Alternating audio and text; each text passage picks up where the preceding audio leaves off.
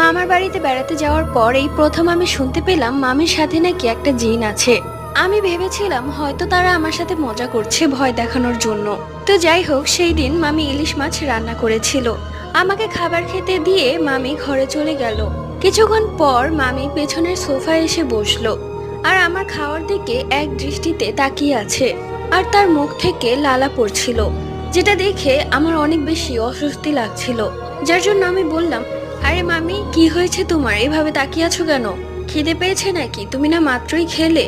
এরই মধ্যে ওই রুম থেকে মামি এসে বলল, কি রে, কার সাথে কথা বলছিস? এখনো খাওয়া শেষ হয়নি তোর? আমি মামিকে দেখে আবারও সোফার দিকে তাকালাম।